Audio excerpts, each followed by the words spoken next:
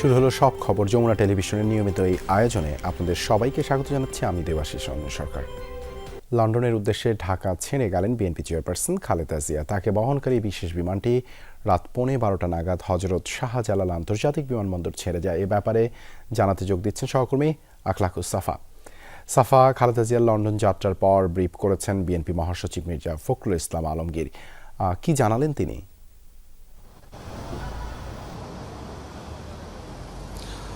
Debashis, BNP মহাসচিব মির্জা ফখরুল ইসলাম আলমগীর তিনি যেটি বলেছেন, প্রথমত যেটি বলেছেন সেটি হচ্ছে দেশবাসীর কাছে দোয়া চেয়েছেন বিএনপি চেয়ারপারসন বেগম খালেদা জিয়া। তিনি যেহেতু লম্বা সময় পর, দীর্ঘ প্রতীক্ষার পর তিনি চিকিৎসার জন্য শেষমেশ লন্ডনের উদ্দেশ্যে যাত্রা করেছেন এবং সেখানে লন্ডন ক্লিনিকে তার যে বিশেষায়িত যে চিকিৎসা, সেই চিকিৎসার যে ব্যবস্থা রাখা হয়েছে সেখান থেকে যেন তিনি দ্রুততার সঙ্গে সুস্থ হয়ে তিনি যেন দেশে ফিরতে পারেন এবং দেশের যে হাল ধরতে পারেন, এমনটাই কিন্তু তিনি মানুষের কাছে দোয়া চেয়েছেন।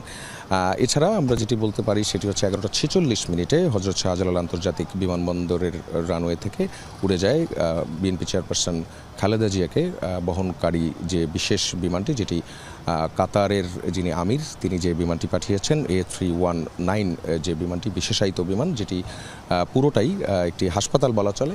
এর মধ্যে আইসিইউ থেকে শুরু করে সব ধরনের যে সুযোগ সুবিধা, সেই সব ধরনের সুযোগ সুবিধা রয়েছে।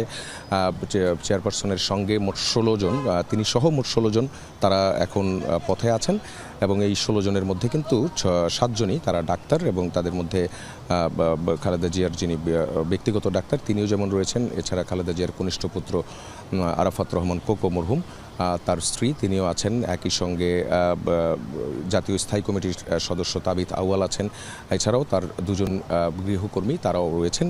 আপনি জানেন যে খালেদা জিয়া তিনি কিন্তু দুজনের সাহায্য ছাড়া উঠে দাঁড়ানোটাও তারা পারেন না, সেই জায়গা থেকেও কিন্তু তারা যাচ্ছেন। সব কিছু মিলিয়ে আমরা যেটি দেখতে পেলাম সেটি হচ্ছে যে দোহায় যাবে আগে, অর্থাৎ দোহায় সেখানে একটি ট্রানজিট আছে। সেই ট্রানজিটটা মূলত আসলে রিফুয়েলিংয়ের জন্য বিমানের, এবং এই রিফুয়েলিংটা শেষ হলেই সেখান থেকে আবারও লন্ডনের উদ্দেশ্যে রওনা দিবে এই বিশেষ যে বিমানটি, রয়্যাল এয়ার অ্যাম্বুলেন্স যেটিকে বলা হয়।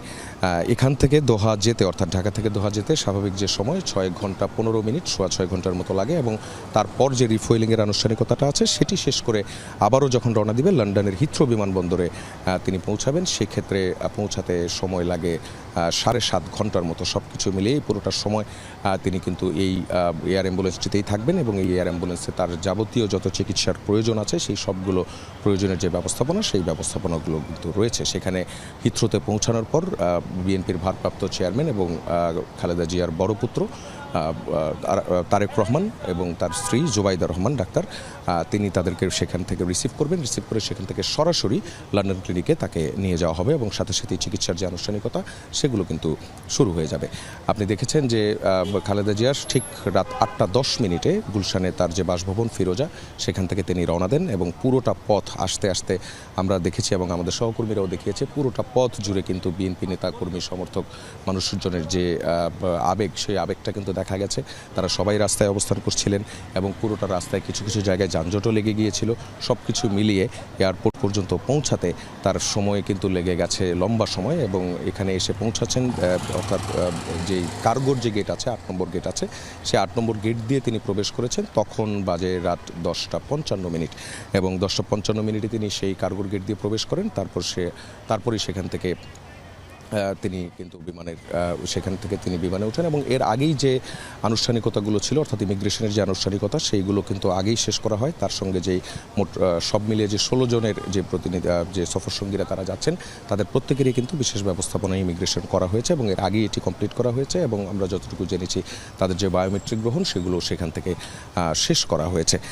কিছুক্ষণ আগেই আমরা দেখলাম যে খালেদা জিয়াকে বিদায় জানানোর জন্য বিএনপির মহাসচিব সহ সিনিয়র যে নেতাকর্মীরা, জ্যেষ্ঠ নেতাকর্মীরা, তারা সবাই কিন্তু বিমানবন্দরের যে ভিআইপি টার্মিনাল, আমরা যেটি দেখছি ভিআইপি লাউঞ্জ, সেখানে কিন্তু তারা অবস্থান করেছেন এবং তাদের সঙ্গেও যে শেষ দেখা বিদায়ের আগে সেটি কিন্তু তাদের হয়েছে এবং সব মিলিয়ে বিএনপি নেতাকর্মী থেকে শুরু করে সমর্থকরা যারা আছেন তারা সবাই কিন্তু এখানটাতে তারা সবার কাছেই দোয়া চেয়েছেন, দেশবাসীর কাছেও দোয়া চেয়েছেন, সবার কাছে দোয়া চেয়েছেন খালেদা জিয়া যেন সুস্থভাবে দেশে ফিরে আসতে পারেন। পুরোটা পথের মধ্যে যেমন মানুষজনের অবস্থান ছিল, কিন্তু বিমানবন্দরের যে মূল যে সড়কটি, অর্থাৎ মূল সড়ক থেকে বিমানবন্দরে প্রবেশ করা 8 নম্বর গেট পর্যন্ত এই যে প্রবেশ পথটি জুড়েই কিন্তু নেতাকর্মীদের কার সেখানে দাঁড়াতে দেওয়া হয়নি। সেখানে আইনশৃঙ্খলা রক্ষাকারী বাহিনীর বিপুল সংখ্যক সদস্য তারা সেখানে অবস্থান নেন এবং আমরা দেখেছি যে বিকেল থেকে মূলত যেটি চোখে পড়েছে সেটি হচ্ছে 6টি সংস্থা, বিমান বাহিনী, বাংলাদেশ সেনাবাহিনী, এপিবিএন যেমন আছে, এয়ারপোর্ট আর্ম পুলিশ ব্যাটালিয়নের যে সদস্যরা রয়েছেন, এছাড়া রানওয়ের যে নিরাপত্তা নিয়ন্ত্রণ করেন এবং এভিয়েশনের নিরাপত্তার দায়িত্বে যারা থাকেন তাদের প্রত্যেকে যেমন ছিলেন, আনসারের সদস্যরাও ছিলেন, সবাই মিলে কিন্তু এখানকার যে নিরাপত্তা সেই নিরাপত্তাটি তারা এখান থেকে বিধান করেছেন। এবং গতকালই কিন্তু যে বিশেষ যে রয়্যাল এয়ার অ্যাম্বুলেন্সটি এটি ঢাকায় এসে পৌঁছায় এবং সেই গতকাল রাত থেকে কিন্তু সেটিকেও পাহারা দিয়ে রাখা হয়েছে এবং পুরো রানওয়ের যে পাহারার ব্যবস্থা সেই পাহারাগুলো কিন্তু সব কিছু ঠিকঠাকই ছিল, আমরা এখন পর্যন্ত যতটুকু জানতে পেরেছি। দেবাশিস, আপনি জানেন এটা একটা লম্বা সময়কার ঘটনা, অর্থাৎ আমরা এখানেও দেখছিলাম যে আজ বিএনপির সিনিয়র নেতারাও কিন্তু বলেছেন এর আগের সরকারের সময় লম্বা সময় 18 বার তাকে এই চেষ্টাটা করা হয়েছিল তাকে উন্নত চিকিৎসার জন্য বিদেশে নিয়ে যাওয়ার, সেই চেষ্টাটা তারা সফল হতে পারেননি এবং সেইখান থেকে আগের সরকার তাকে সেই অনুমতিটিও দেয়নি এবং এখন তিনি যাচ্ছেন, তার যে জটিল অসুখগুলো আছে সবাই আশা করছেন যে সেই অসুখগুলো থেকে তিনি খুব শিগগিরই মুক্তি পাবেন এবং সুস্থ হয়ে দেশে ফিরবেন। দেবাশিস, ধন্যবাদ সাফা। একদম ফ্রেশ বিশ্বমানের প্রযুক্তির সকল সুবিধা নিয়ে ভালো থাকুন আপনিও। কঙ্কা। পথে পথে নেতাকর্মীদের ঢল ঠেলে অবশেষে লন্ডনের পথে বিএনপি চেয়ারপারসন খালেদা জিয়া চিকিৎসার জন্য কাতারের রয়্যাল এয়ার অ্যাম্বুলেন্সে যুক্তরাজ্যের উদ্দেশ্যে যাত্রা করেন তিনি। এর আগে রাত 8:30টায় গুলশানের বাসভবন ফিরোজা থেকে বের হন সাবেক এই প্রধানমন্ত্রী, কিন্তু সড়ক জুড়েই নেতাকর্মীদের ভিড়ে প্রায় 3 ঘন্টা সময় লাগে বিমানবন্দরে পৌঁছাতে। চিকিৎসকরা জানান, লন্ডনে পৌঁছেই খালেদা জিয়া সরাসরি যাবেন হাসপাতালে। পরীক্ষা নিরীক্ষা শেষে চিকিৎসকদের পরামর্শে নির্ধারিত হবে তার পরবর্তী চিকিৎসা।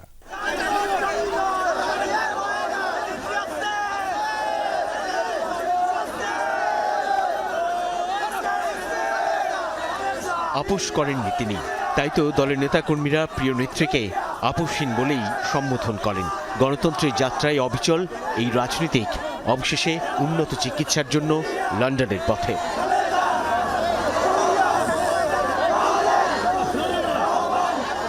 শেষ কবে এমন নেতাকর্মীদের বিপুল উপস্থিতি ঘিরে রেখেছিল বিএনপি চেয়ারপারসন খালেদা জিয়াকে?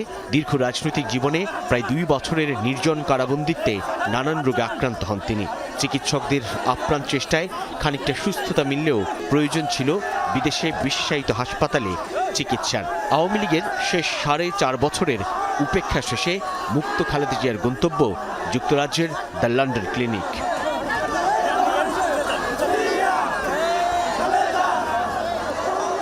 এর আগে রাত 8:30টায় গুলশানে বাসভবন ফিরোজা থেকে বের হন বিএনপি চেয়ারপারসন।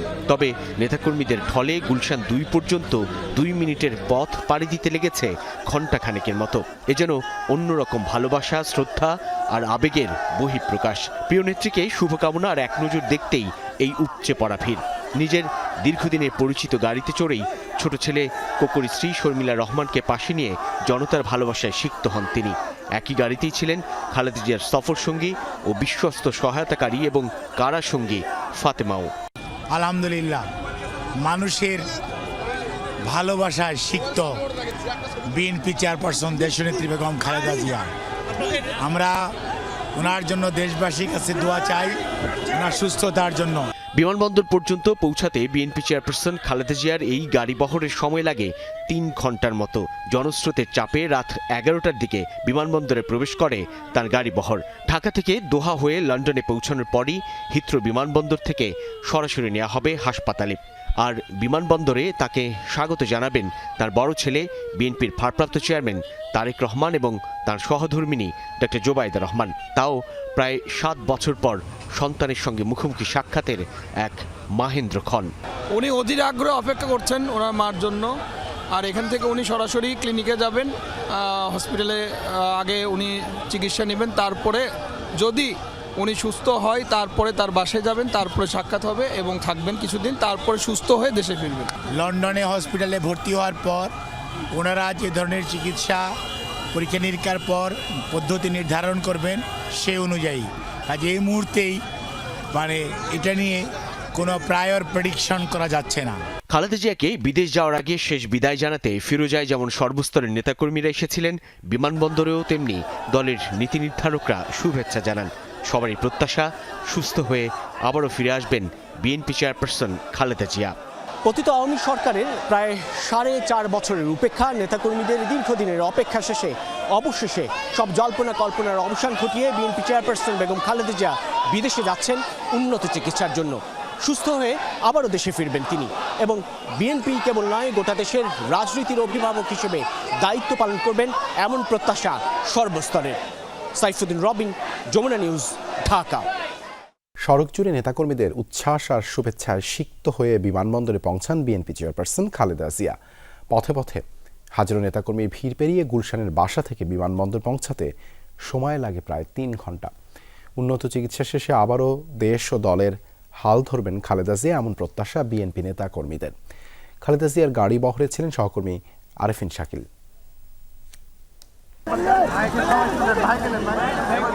কিছু বিদায় স্বস্তির, নতুন স্বপ্নের হাতছানি। রাত 8:15টায় বিএনপি চেয়ারপারসন বাসা থেকে বের হওয়ার পরপরই উচ্ছ্বাস আর আনন্দে মেতে ওঠেন দুপুর থেকে অপেক্ষামান নেতাকর্মীরা। বিএনপি চেয়ারপারসন তারা অপারেশন করেন এবং ভাড়া বাসা ফিরোজা থেকে গুলশান 2 হয়ে বনানী। সব নির্দেশনা উপেক্ষা করে মূল সড়কে নেমে আসেন বিএনপির হাজারো নেতাকর্মী আর জনতা। উষ্ণ ভালোবাসায় সিক্ত করেন 3 বারের সাবেক প্রধানমন্ত্রীকে। হাত নেড়ে ভালোবাসার জবাব দেন খালেদা জিয়া। এখানে অনেক আবেগ এবং অনেক কিছু নিয়ে আজকে আসছি, একটিবার ম্যাডামকে দেখব। আমরা দেশবাসীর কাছে দোয়া চাই এবং দেশনেত্রী বেগম খালেদা জিয়া ইতিমধ্যেই দেশবাসীর কাছে দোয়া চেয়েছেন, তিনি চিকিৎসা শেষে বাংলাদেশের মাটিতে যেন ফিরে আসেন। বেদনা যেমন এবং খুশিরও আমাদের দেশনেত্রী বেগম খালেদা জিয়া বাইরে যাচ্ছেন, আসলে এই আবেগের কথা আসলে বলে ভাষা প্রকাশ করা যাবে না। শত শত মোটরসাইকেল আর পুলিশি নিরাপত্তায় গাড়িবহর ছুটে চলে এয়ারপোর্টের দিকে। তখনও একটু কমেনি মানুষের আবেগ আর অনুভূতি। প্রিয় নেত্রী সুস্থ হয়ে দেশে ফিরবেন, নেতৃত্ব দিবেন দল, দেশ আর দশের, এমন প্রত্যাশা সবার কণ্ঠে। জনগণের গণতান্ত্রিক অধিকার এবং জনগণের ভোটাধিকার এবং জনগণের অধিকার আদায়ের জন্য তিনি সবসময় জনগণের পাশে থাকবেন। উনি সুচিকিৎসা করে আবার এদেশের বাংলাদেশের মানুষের মাঝে উনি ফিরে আসবেন, দেশকে নেতৃত্ব দিবেন, জাতিকে ঐক্যবদ্ধ করে সামনের দিকে এগিয়ে নিয়ে যাবেন ইনশাল্লাহ। একমাত্র নেত্রী যিনি কখনোই পরাজিত হননি এবং বাংলাদেশের মানুষ যাকে কখনোই পরাজিত হতে দেখেননি এবং হতে দিতে চানও না। ইতিহাসের নানা ঘটনা প্রবাহের কারণে উচ্ছ্বাস আর আবেগের মাঝেও উকি দেয় ভয় শঙ্কা। তবে নেতাকর্মীরাও প্রস্তুত জিয়া পরিবার ঘিরে সব ষড়যন্ত্র রুখে দেয়ার। অন্যান্য বারের মতো আগামীতে যে কোনো ষড়যন্ত্র চক্রান্ত মোকাবেলা করার জন্য যুবদল সর্বদা প্রস্তুত আছে। যুবদল জিয়া পরিবারের ভ্যানগার্ড হিসেবেই রাজপথে ছিল থাকবে। আমরা ঐক্যবদ্ধ, সুসংগত, আমরা ঢাকা শহরের সমস্ত জনগণকে নিয়ে, সমস্ত বাংলাদেশের জনগণকে নিয়ে আমরা এটা প্রতিরোধ করবো ইনশাল্লাহ। রাত 10টায় ফ্লাইটের সূচি থাকলেও নেতাকর্মীদের ভিড় ঠেলে খালেদা জিয়ার গাড়িবহর এয়ারপোর্টেই পৌঁছায় প্রায় 1 ঘন্টা পর। তীব্র যানজটে ভোগান্তিতে পড়েন নগরবাসী। এমন স্বস্তিকর দিনের জন্য বিএনপি নেতাকর্মীদের অপেক্ষা করতে হয়েছে প্রায় 4.5 বছর। কত আবেদন, নিবেদন, কর্মসূচি, অনুরোধের পরও অসুস্থ খালেদা জিয়াকে বিদেশে নেয়ার অনুমতি দেয়নি তৎকালীন শেখ হাসিনা সরকার। নতুন রাজনৈতিক পরিবেশে তাই নেতাকর্মীরা চান খালেদা জিয়া দেশে ফিরে আবারও বিএনপির নেতৃত্ব দেবেন। তবে খালেদা জিয়া বিএনপির রাজনীতিতে আগামী দিনে কতটা সক্রিয় হন তাই এখন দেখার বিষয়। Arefin Shakil, Jamuna news, Dhaka. Travel pass নিয়ে দিল্লিতে অবস্থান করছেন সাবেক প্রধানমন্ত্রী শেখ হাসিনা, জানিয়েছেন প্রধান উপদেষ্টার প্রেস সচিব। এছাড়া জুলাই আগস্ট গণহত্যায় জড়িত থাকার অভিযোগে শেখ হাসিনা সহ 75 জনের পাসপোর্ট বাতিল করা হয়েছে। বাতিল হয়েছে গত 15 বছর গুম খুনে জড়িত আরও 22 জনের পাসপোর্ট। রাতে ব্রিফিংয়ে প্রধান উপদেষ্টার প্রেস উইং জানায়, পাসপোর্ট ডেলিভারিতে বুধবার থেকে SMS পাবেন প্রবাসীরা। তাদের আটকে থাকা বেশিরভাগ পাসপোর্ট বিভিন্ন দূতাবাসে পৌঁছে গেছে। জানানো হয় 40 কোটির মধ্যে 11 কোটি পাঠ্য বই বিতরণের কথা। প্রধান উপদেষ্টার প্রেস সচিব বলেন, 31 ডিসেম্বরের মধ্যে 6 সংস্কার কমিশনের রিপোর্ট জমা দেওয়ার কথা ছিল। কাজ শেষ না হয় 15 জানুয়ারির মধ্যে প্রতিবেদন দেবে 5টি কমিশন।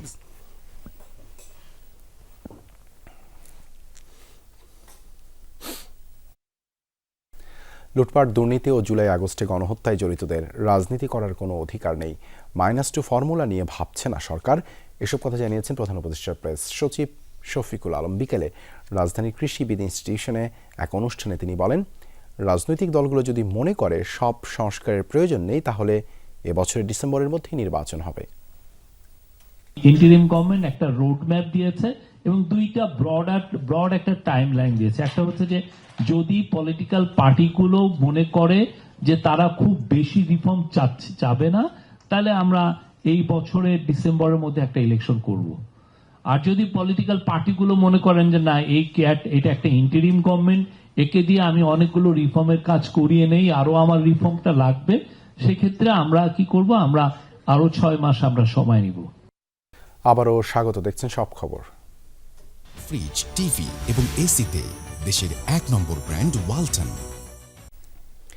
জুলাই ঘোষণাপত্রের বিষয়ে জানাতে আশুলিয়া লিফলেট বিতরণ করেছে বৈষম্য বিরোধী ছাত্র আন্দোলন ও জাতীয় নাগরিক কমিটি।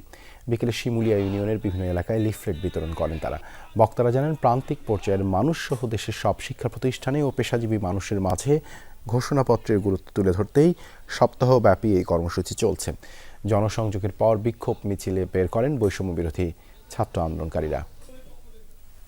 অন্তর্বর্তী সরকারের জুলাই ঘোষণাপত্রের সবার মতামতের প্রতিফলন থাকতে হবে জানিয়েছেন ছাত্র শিবিরের কেন্দ্রীয় সভাপতি জাহিদুল ইসলাম। মঙ্গলবার বিকেলে রাজশাহী বিশ্ববিদ্যালয়ে শিবিরের নববর্ষ প্রকাশনা উৎসব অনুষ্ঠান পরিদর্শনে এসে তিনি কথা জানান। জাহিদুল ইসলাম বলেন, জুলাই গণ অভ্যুত্থান হয়েছে সবার অংশগ্রহণের মধ্যে দিয়ে। হল দখল ও গোলামীর সংস্কৃতি থেকে শিবির বের হতে চায়। কোটা ব্যবস্থার উপরই জুলাই বিপ্লবের ভিত্তি স্থাপিত হয়েছিল, তাই সব পক্ষের এক টেবিলে বসে এই বিষয়টার সমাধান হওয়া উচিত বলে মন্তব্য করেন শিবির সভাপতি। প্রাণ আরএফএলের আয়োজনে যমুনা ফিউচার পার্কে শুরু হয়েছে প্রাণ এর উৎসব। 4 জানুয়ারি থেকে শুরু হওয়া এই উৎসবে প্রাণ আরএফএলের বিভিন্ন পণ্য ক্রেতারা কিনতে পারছেন সুলভ মূল্যে। মঙ্গলবার সন্ধ্যা থেকে রাত অবধি এই উৎসবে শিল্পীদের পরিবেশনায় গান, নাচ স্টেজের সামনেই মেতে ওঠেন দর্শকরা। আয়োজনে প্রাণ কমন স্টলে প্রাণের বিভিন্ন বেভারেজ, ডেইরি, বিস্কুট, ক্রেকার্স পণ্য উপভোগ করেন আগতরা। অন্যদিকে আরএফএলের স্টলে ছিল দুরন্ত বাইসাইকেল, সেই সাথে ছিল টেস্টি ট্রিটের নানা মজাদার খাবারের স্টল। এই দিনের আয়োজনের উদ্বোধন করেন যমুনা বিল্ডার্সের পরিচালক ডক্টর আলমগীর আলম। যমুনা ফিউচার পার্কে প্রাণের এই উৎসবটি চলবে আগামী 11 জানুয়ারি পর্যন্ত। যমুনা ফিউচার পার্কে প্রাণের উৎসবটি চলবে 11 জানুয়ারি পর্যন্ত। 4 জানুয়ারি থেকে শুরু হয় এই প্রাণের উৎসব।